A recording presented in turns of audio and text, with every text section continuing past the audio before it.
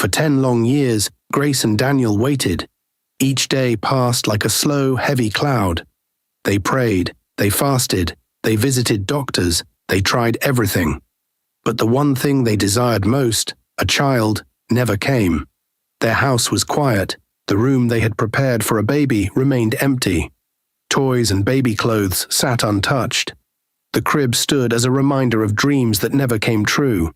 At first, Daniel was hopeful. He told Grace, "Don't worry, God's time is the best." But as the years went by, his words became cold. He stopped smiling. He started spending more time outside the house, avoiding the painful silence that lived inside their home. One evening, after a quiet dinner, Grace finally gathered courage to speak. "Daniel," she said softly, looking into his tired eyes, "I have been thinking, maybe we should consider adoption." Daniel's jaw dropped and stared at her. "Adoption? Grace, what are you saying?" "We have waited for 10 years. Maybe this is how God wants to answer us. There are so many babies out there who need parents." "No," Daniel said firmly. "I don't want to raise someone else's child. Please, Daniel, just one baby. A little girl we can love as our own." For weeks, Grace kept begging. Each time, Daniel said no. But one day after church, Daniel finally agreed, though unwillingly. "Fine," he said, "but only one baby. A girl. And that's it."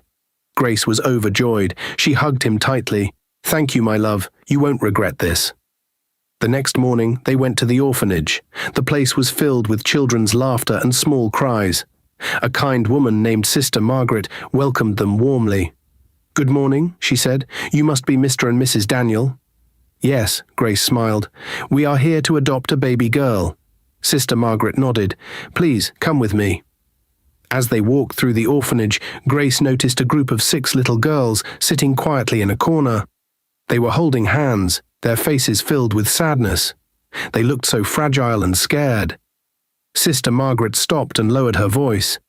"These girls lost their parents in a plane crash just 1 month ago. They are sisters. The youngest 4 are quadruplets, and the other 2 are their elder sisters." Grace's heart broke. She couldn't take her eyes off them. The little girls looked at her with tearful eyes, as if begging silently for help. "Has anyone come for them?" Grace asked. "No," Sister Margaret sighed. "Everyone wants only one child. Nobody wants to take all 6. But I don't want to separate them. They have lost enough already." Grace's eyes filled with tears. She turned to Daniel and whispered, "We can't leave them like this. We have to take all 6. Daniel's face turned dark immediately. He pulled her to a corner, away from Sister Margaret. "Have you lost your mind?" he hissed. 6 children. Are you even hearing yourself? They are sisters, Daniel. If we separate them, it will break their hearts. They only have each other. Do you know how much it will cost to raise 6 children? School fees, food, clothing, hospital bills. It's not possible. Where do you expect us to get that kind of money?" Grace, wiping her tears, said with determination, "I will sell my land." Daniel's eyes widened. "The same land I begged you to sell years ago so I could start a business, and you refused. But now you want to sell it for these cursed children. Please don't call them cursed, Daniel. They are innocent." Daniel's voice rose in anger. "I will not be part of this foolishness, Grace. Never. You want to throw away everything for strangers. You must be joking."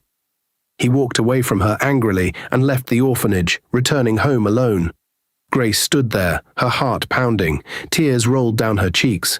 She went back to Sister Margaret and said in a weak but firm voice, "Please don't give them to anyone else. I will be back tomorrow. They are my children now." Sister Margaret placed her hand gently on Grace's shoulder and nodded. "Take your time, my dear." As Grace walked out of the orphanage that evening, the sun was already setting. She whispered quietly to herself, "Tomorrow I will return for you, my children. No matter what it takes." That night, Grace sat on the edge of her bed, her eyes swollen from crying. Daniel was in the living room, watching television with a straight face, pretending nothing had happened. The air between them was heavy, filled with silence, pain, and confusion. Grace kept thinking about the 6 little girls. She saw their innocent faces over and over in her mind, their small hands holding each other tightly, their sad, scared eyes. She couldn't forget. Suddenly, Daniel entered the bedroom. "Grace," he said coldly, "I hope you have come back to your senses." Grace didn't answer. Daniel continued, "Listen to me. If you do this foolish thing, you will destroy this marriage. 6 children? We are not rich. You want to throw away your land for strangers." "They are not strangers, Daniel," Grace said softly. "They are children who have lost everything. They have no parents, no family. I have a chance to give them love. I can't walk away." Daniel shook his head. "You are being selfish. You only think with your emotions. This is not love. This is madness." Grace's voice broke. "For 10 years I prayed to hold a child. God did not answer the way we expected, but maybe this is his answer." Daniel clenched his fists. "Don't bring God into your foolishness. If you sell that land, don't expect me to support you." Grace looked into his angry eyes and said quietly, "Then I will do it alone." Daniel stormed out of the room, slamming the door behind him. The next morning, Grace went to see Mr. Matthew, a family friend who had always admired her strength. "Grace, are you sure?" Matthew asked, surprised. "Yes," she said. "I want to sell the land. Please buy it. I need the money immediately." Matthew nodded. "You're a good woman, Grace. I will pay you tomorrow morning." "Thank you," she whispered. When Grace returned home, Daniel was waiting for her. "So you've made your choice," he said bitterly. "I have," she answered. "You are selling the land just to adopt those cursed children." "They are not cursed, Daniel. Stop saying that," she shouted, her tears falling again. "If you don't want to help, at least stop cursing them." Daniel stared at her for a moment, his face cold, then walked away. That night, Grace couldn't sleep again. But this time, her tears were mixed with hope. Tomorrow, she would bring her daughters home. Early the next morning, Matthew gave Grace the money. She thanked him with all her heart and rushed to the orphanage. Sister Margaret greeted her with a warm smile. "You came back." "Yes," Grace said, breathless with joy. "Please start the process." "I'm ready." The girls were called to the office. As they entered, they looked scared, holding hands tightly. When they saw Grace, one of the elder sisters whispered to the others, "It's her." She came back. Grace knelt and opened her arms wide. "Come, my daughters." The 6 girls ran into her arms, crying. Grace hugged them tightly, tears falling freely. "From today, you are mine. I promise to love you, care for you, and protect you." Sister Margaret wiped her eyes. "May God bless you, Grace. You have a mother's heart." The papers were signed. The girls were officially hers. Grace rented a small van to take them home. As they drove, the girls sang softly, their voices blending like little angels. Grace smiled, watching them from the front seat. For the first time in many years, her heart felt full. When they arrived home, Daniel was sitting outside, looking angry and shocked. "You brought them here," he shouted. "Yes," Grace answered. "They are my daughters now." Daniel laughed bitterly. "You're mad, Grace. This house is not big enough for this nonsense. Don't think I'll help you." Grace held her head high. "I never asked you to." The girls stood close to Grace, frightened by Daniel's shouting. Grace turned to them and whispered, "Don't be scared, my angels. You are safe." Days turned into weeks. Grace worked hard to care for her daughters. She woke up early to prepare their meals, helped them with schoolwork, and comforted them when they had bad dreams. Daniel stayed distant. He barely spoke to Grace or the children. He came home late, angry and bitter. The house was divided, but Grace didn't give up. Even though it was hard, Grace was happy. She finally had what she longed for, children who called her Mama. But everything was about to change again. 1 month after bringing the girls home, Daniel came home one evening looking pale and troubled. "What happened?" Grace asked softly. Daniel sat down heavily. "I lost my job." Grace's heart sank. She could see the fear in his eyes, but she tried to remain calm. "Don't worry, we will manage. God will provide." Daniel shook his head. "Manage? With 7 mouths to feed? This is a curse, Grace. I told you these children are cursed." "Please, Daniel, don't say that," Grace begged. "Don't blame innocent children for your troubles." But Daniel stood up, his voice rising. "I've had enough. I can't do this anymore." He grabbed his bag and stormed out of the house, slamming the door behind him. Grace held her head and wept. The children gathered around her, hugging her tightly. "Don't cry, Mama," one of the quadruplets whispered. "We love you." Through her tears, Grace smiled weakly and whispered, "I love you too, my angels. I will never leave you." After Daniel left, Grace knew her life would never be the same again. She was now fully responsible for 6 daughters, alone, no husband, no helper, just her faith, her love, and her courage. The money she got from selling her land was not much, but Grace was determined to use it wisely. She divided it carefully, counting every coin, planning for school fees, feeding, clothes, books, and little by little, she stretched every naira as far as she could. As the years passed, the girls grew quickly. They were bright, obedient, and hard-working. They loved their mother deeply and never wanted to disappoint her. They knew the sacrifice she had made for them. By the time they turned 18, Grace called them together for a serious talk. They all sat on the small wooden bench in front of the house, under the old mango tree. "My daughters," Grace began, "I have called you here because it's time to make a decision." The girls listened quietly. "The money I have left can only take 4 of you to the university," she continued. "The other 2 will stay back and help me on the farm so we can survive while your sisters study." The girls looked at one another. They didn't know what to say. "I wish I could send all of you to school," Grace said, her voice breaking, "but this is the best I can do now. If we work hard together, maybe later the others can go too." The 2 eldest, Mary and Sarah, stood up and said together, "Mama, let us stay and work with you. The younger ones should go to school first." Grace looked at them with tears in her eyes. "Are you sure?" "Yes, Mama," Mary said with a gentle smile. "You have done enough for us. Let our sisters go first." The younger 4 girls burst into tears and hugged their elder sisters tightly. They didn't want to leave them behind, but they also knew it was the best choice. Grace hugged them all. "My beautiful daughters, God will reward your kindness. One day, all of you will shine." With the little money left, Grace was able to register the 4 younger girls into the university. It was not a big or famous school, but it was enough for them to chase their dreams.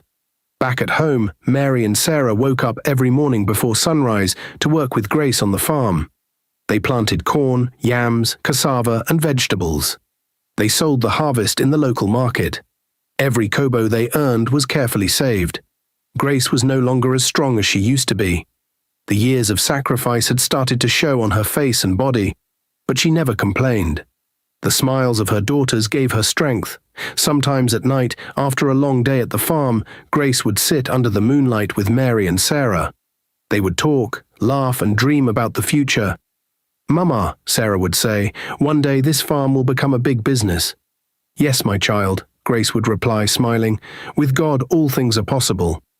The 4 younger girls worked hard in school. They studied day and night, determined not to waste the opportunity their mother and sisters had given them.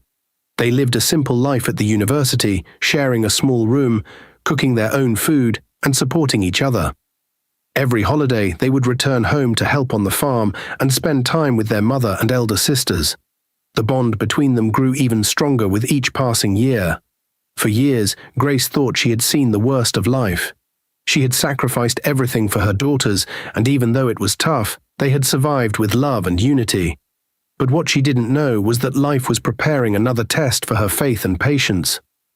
One hot afternoon, Daniel suddenly returned. He drove into the compound with a strange look on his face, his eyes filled with pride and anger. Grace was sitting under the tree, peeling cassava with Mary and Sarah when they saw him step out of the car. At first, Grace thought maybe he came to visit or even to make peace. But his words cut through her heart like a sharp knife. "I have come to take back my house," Daniel said coldly.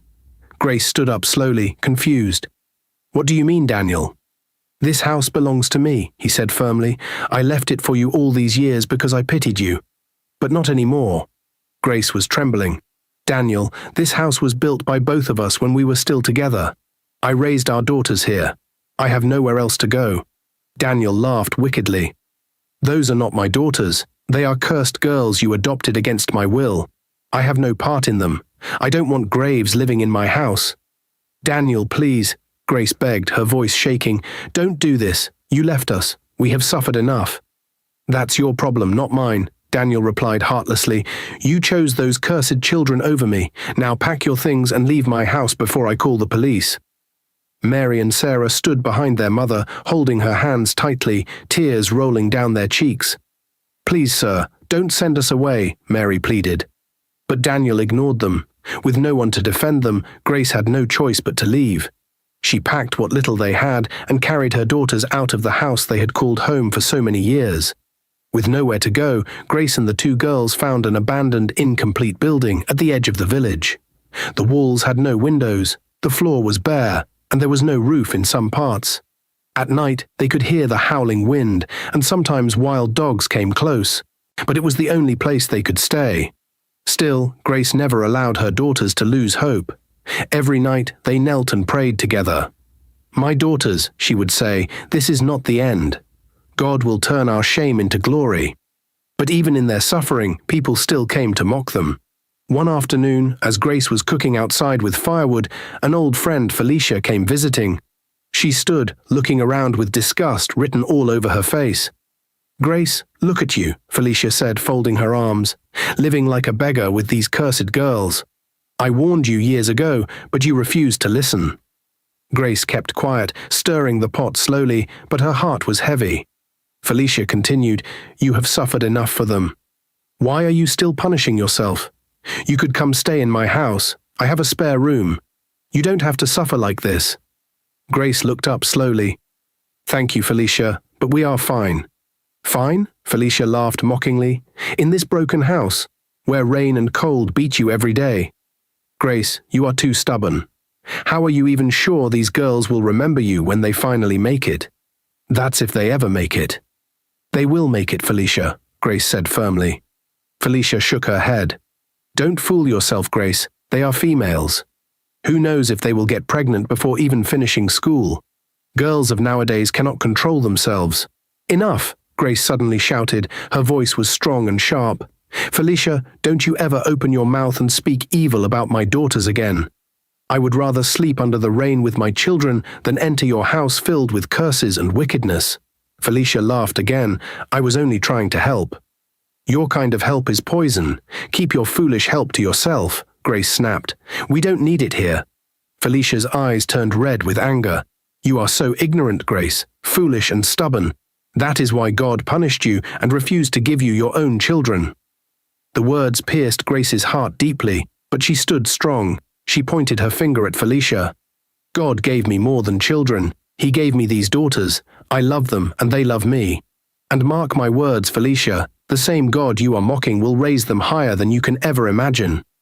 Felicia clapped her hands mockingly. "Keep dreaming, Grace. I pity you." Grace looked at her with fire in her eyes and said calmly, "Don't ever come near me or my daughters again. Never." Without another word, Felicia turned and walked away, her face filled with pride. Grace sat back down, breathing heavily. Her daughters came and wrapped their arms around her. "Mama, we are sorry," Sarah whispered. "Because of us, you are suffering."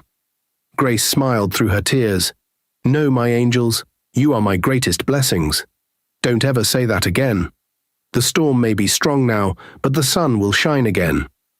That night, as the cold wind blew through the incomplete building, Grace laid on the mat with her daughters beside her. She looked up at the stars and whispered, "Lord, you see everything. Please don't forget us." And heaven was listening. Finally, after many years of hard work, the 4 daughters graduated. On the day of their graduation, Grace could not hold back her tears as she watched them wearing their graduation gowns. As the last daughter walked up to collect her certificate, the announcer called her name loudly, "Miss Anita Johnson, first-class honors."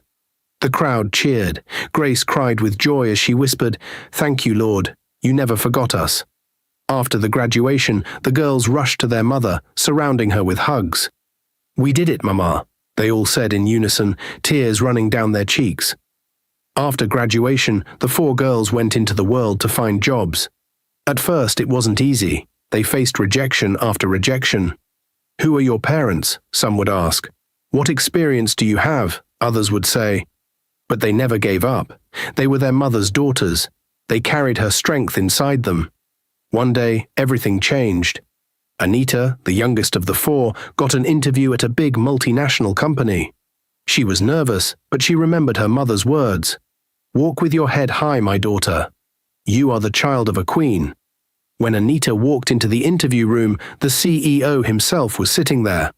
After reading her CV, he looked at her and said, "Your results are excellent. But what is your life story? I like to know who I am employing." With tears in her eyes, Anita told him everything. About her mother's sacrifice, about living in an incomplete building, about working on the farm while schooling, and how her mother never gave up on them. The CEO was silent for a moment. Then he smiled. "You remind me of my own mother," he said. "She was also a strong woman who raised me alone. You're hired." Anita burst into tears. "Thank you, sir." But that was not all. The CEO continued, "I need people like you in this company, hard-working, loyal, brave. If you have sisters who are also as hard-working as you, tell them to apply too." Within weeks, all 4 daughters got jobs in good companies. Their salaries were not small. For the first time in their lives, they had enough money to plan for their mother's comfort. One Saturday evening, they all gathered in their small room in the incomplete building with their mother and elder sisters, Mary and Sarah. "Mama," Anita started, holding her mother's hand, "we have a surprise for you." Grace smiled, thinking it was something small. "You girls always have surprises." "No, Mama, this is different," said Rebecca, the eldest of the 4. Then Sarah and Mary brought out a set of documents. Sarah opened them and handed them to Grace. Grace looked at the papers, confused. "Apartment rent, fully paid for 1 year, and it's a 3-bedroom flat." "Yes, Mama," Mary smiled, tears in her eyes. "We have rented a big, beautiful apartment for you and for us. No more incomplete building, Mama. You deserve to live like a queen." Grace's mouth opened in shock. She covered her mouth as tears rolled down her cheeks. She could not speak. She looked at her daughters, one after another, unable to believe what she was hearing. "My daughters," she whispered, her voice shaking, "you have done this for me?" "Yes, Mama," they all said together. "You sacrificed everything for us. Now it's time for us to take care of you." Grace dropped the documents and broke into tears. She hugged them tightly as they all wept together, their tears falling freely like rain from heaven.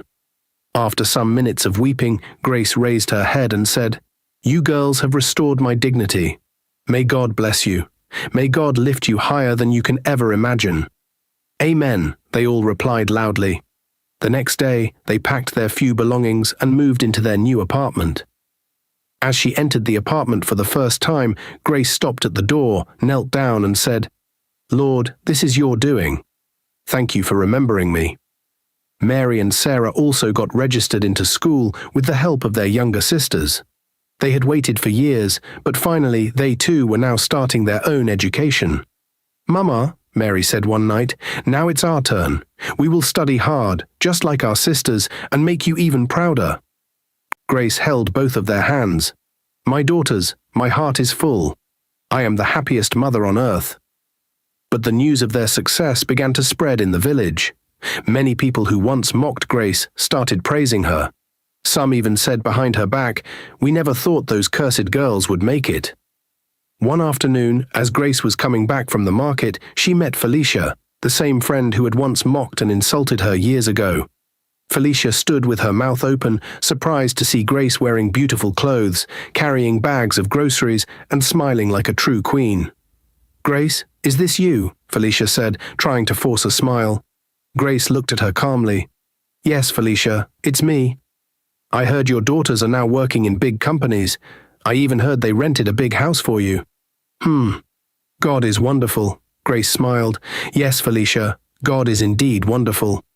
Felicia tried to act friendly. "I was just about to visit you. We should talk and catch up." Grace shook her head gently. "No, Felicia, there's nothing to talk about. You chose your path and I chose mine. May God give you peace." Without waiting for another word, Grace walked away, her head high, her heart full of peace. Life was finally shining bright for Grace and her daughters. But sometimes, just when it seems peace has come to stay, the enemy comes knocking again. Daniel, who had once chased Grace out of his house and called her children cursed, had become completely broke. The business he started after he left Grace failed terribly. His new woman left him the moment the money finished. Friends abandoned him too. He was now a lonely, bitter, and poor man.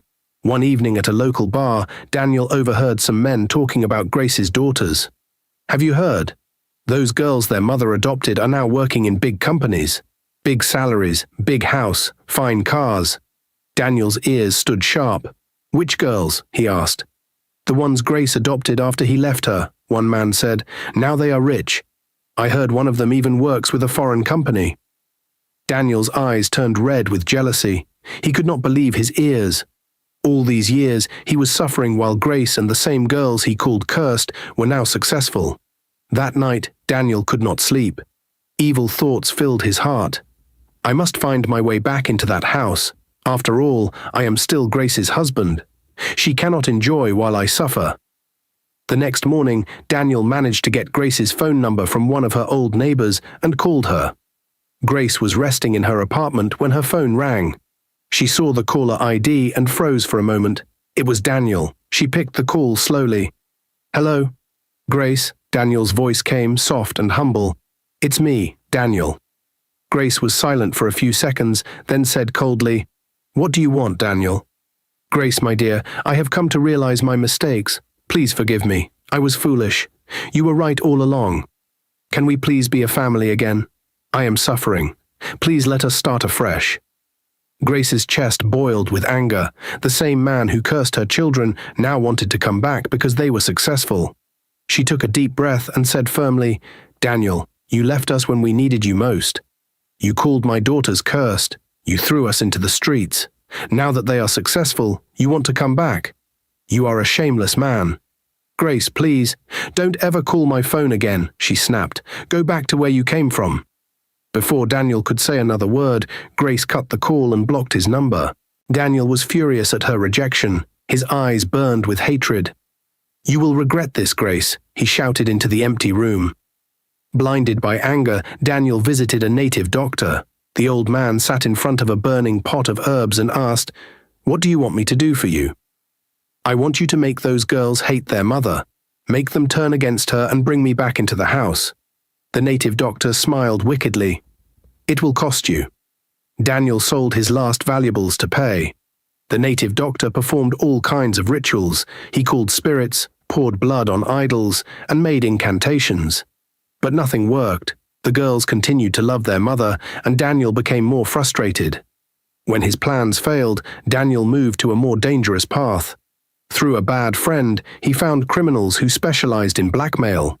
They managed to hack into the companies where Grace's daughters worked and leaked false information that led to the 4 girls losing their jobs. Anonymous phone calls were made to their managers, spreading lies about the girls stealing money and breaking company rules. Within 1 week, all 4 girls were jobless. Confused, the sisters sat together one night, trying to understand what was happening. That's when the anonymous caller struck again. The phone rang. One of the sisters picked it up. "Hello?" A strange voice said, "The problem in your life is your mother. She is a witch. She cursed you because you refused to buy her a house.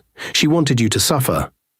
The call ended immediately. The sisters sat quietly, looking at each other. Tears rolled down Anita's face. "Could it be true?" she whispered. "Mama used to cry to God that we will build her a house someday." Rebecca nodded slowly. "Maybe she got angry and cursed us." "Look at us now, jobless and broke," another said. Slowly, bitterness entered their hearts. One evening while Grace was preparing dinner, the 4 sisters returned home. But this time they didn't come with smiles. Their faces were hard, cold, and full of anger. "Mama, we need to talk," Anita said sharply. Grace turned, surprised at their tone. "My daughters, what is it?" "Stop calling us your daughters," Rebecca shouted. "You are a witch. You cursed us because we didn't build you a house." Grace dropped the spoon she was holding, shaking her head. "What?" "My daughters, how can you say this?" "Don't pretend," Anita screamed. "Ever since we started making money, you have been jealous. You destroyed our jobs because you want us to suffer and keep serving you." "God forbid," Grace cried out. "I never cursed any of you. I prayed for you day and night." "Enough," they all shouted. "We don't want to see you here again. Get out of this house now." Tears poured down Grace's face. She knelt on the ground. "My daughters, please listen. I am your mother. I love you." But they didn't listen. Anita opened the door and pointed outside. Leave now before we call the police."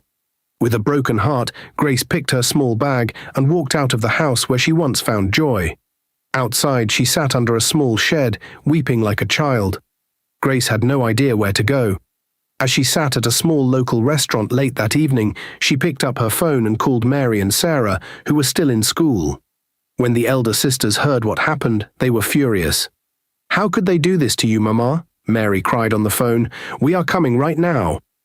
Within hours, the two elder sisters arrived at the restaurant, hugging their mother tightly. "Mama, don't cry," Sarah said. "You are our mother. You raised us with your tears and blood. We will never abandon you." "But they are the ones paying your school fees and bills," Grace whispered, weeping. "If you defend me, you will lose everything." Mary shook her head strongly. "We don't care. We will never choose money over you." The next morning, Mary and Sarah went to visit their younger sisters. They knocked on the door. When the four opened, they stared at each other silently. "We came to talk," Sarah started softly. "There's nothing to talk about," Rebecca said coldly. "You threw Mama out like a dog after everything she did for us. How could you?" Mary said, her voice shaking with anger. "She cursed us," Anita shouted. "We lost our jobs because of her. If you are not on our side, forget your school fees." Sarah stood tall. "Then so be it. If protecting our mother means we lose everything, we accept." The four sisters laughed mockingly. "You both are fools. Go and suffer with your dear mother." Without another word, Mary and Sarah left the house. With the little money they had, Mary and Sarah rented a tiny one-room apartment. They moved in with Grace. Though life became hard again, their hearts were at peace. Every morning, the three of them woke up and returned to their farm work. They planted and harvested just like old times. One evening, as they sat outside eating roasted corn, Sarah held her mother's hand and said, "Mama, don't worry. We will make it one day. The same God who helped us before will help us again." Grace smiled with tears. "As long as I have you two, I am rich." Meanwhile, the four younger sisters who chased Grace out were struggling more than ever. After losing their jobs, they started looking for work again. But everywhere they went, doors closed against them. The companies they applied to had heard of their previous job loss and refused to hire them. Soon their savings began to finish. The big house rent became hard to pay. Friends who once admired them started avoiding their calls. As life got harder, they began to argue with one another. "You see where your foolish anger has brought us," Anita shouted at Rebecca one night. "Don't shout at me," Rebecca fired back. "You were the one that listened to that stupid anonymous caller first." "We all agreed to chase Mama away," the third sister screamed. "We are finished because of our foolishness," the fourth sister cried. The house that once had laughter was now filled with bitterness and shame. They sat together one night, broke, hungry, and completely hopeless. "What are we going to do now?" one asked. Nobody had an answer. While they suffered in silence, God was preparing something special for Grace and her two faithful daughters. One day, as Grace and her daughters were working on their farm, a large black car suddenly stopped by the roadside. A well-dressed elderly man stepped out with two young men beside him. They walked toward Grace. "Good afternoon, Ma," the man greeted warmly. "Good afternoon, sir," Grace responded, wiping sweat from her face. The man smiled. "Are you Madam Grace?" "Yes, sir." "I have been searching for you for some time. May I speak with you privately?" Grace looked at her daughters, confused but curious. She nodded and stepped aside. The man introduced himself as Mr. Thompson, the CEO of a large agricultural company.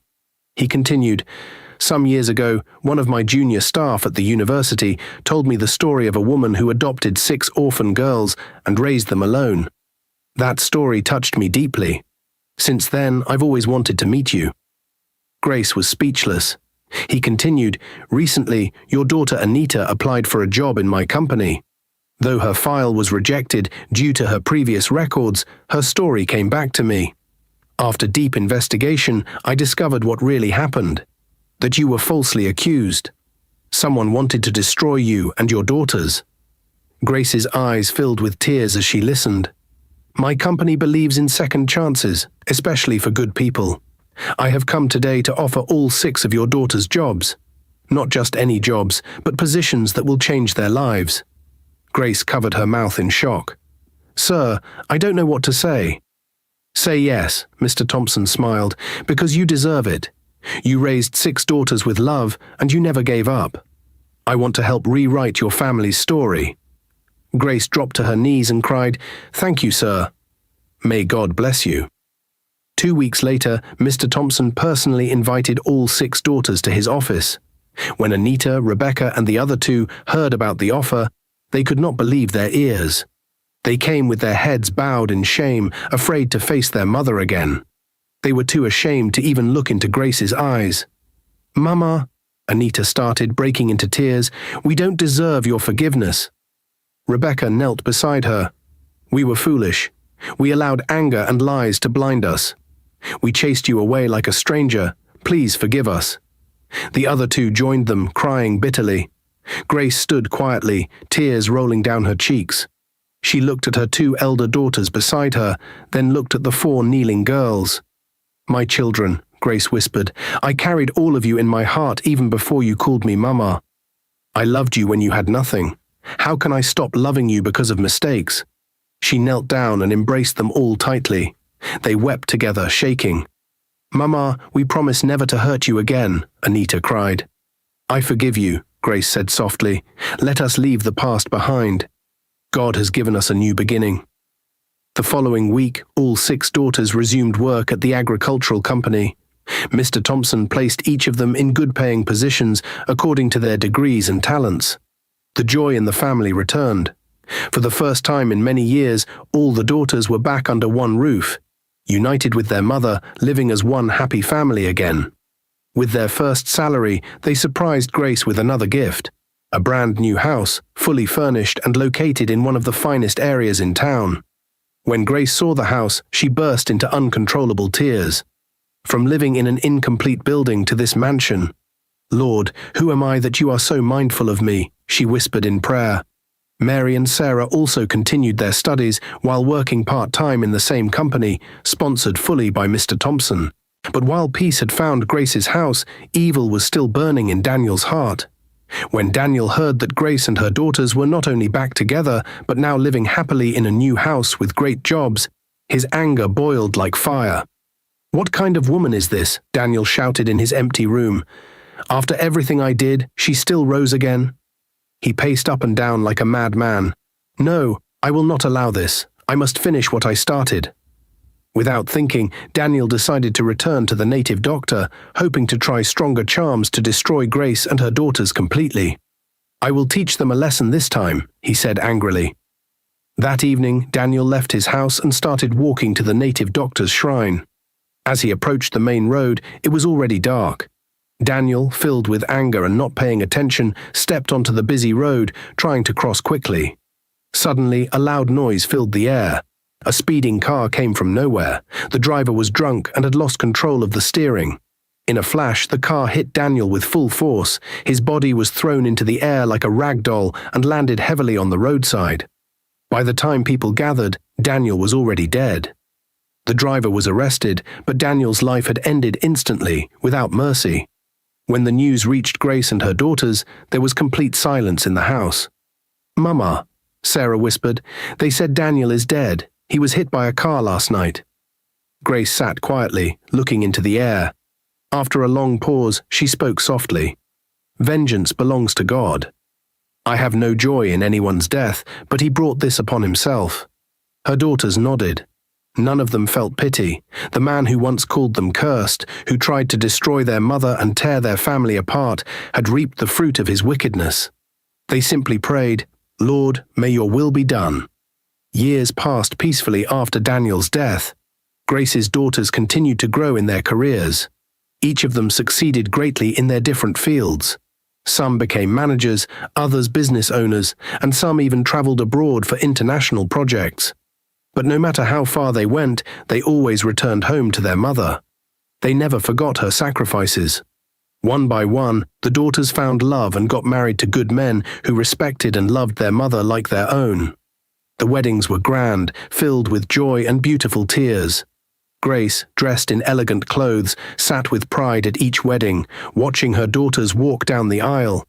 At every wedding, guests would whisper, "Is this not the same woman who was once homeless?"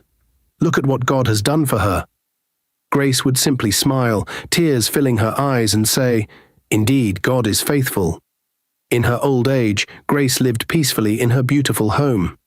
She was surrounded by grandchildren who filled the house with laughter once again. Every evening, as the sun set, she would sit on her balcony, watching the children play while her daughters and their husbands gathered around her. "My children," she would say often, "never forget that love and forgiveness will always win. And never forget what God has done for us." Her daughters always replied, "Yes, Mama, your story will be told for generations." And truly, Grace's story became a lesson not only for her family, but for the whole town. A story of love, sacrifice, patience, betrayal, and finally victory. Dear viewers, what lessons did you take away from this dramatic tale? We'd love to hear your thoughts in the comments below. If you enjoyed the story, give us a thumbs up, share it with friends, and hit that subscribe button. Don't forget to turn on notifications so you never miss out on our latest updates. Thanks for watching and stay blessed.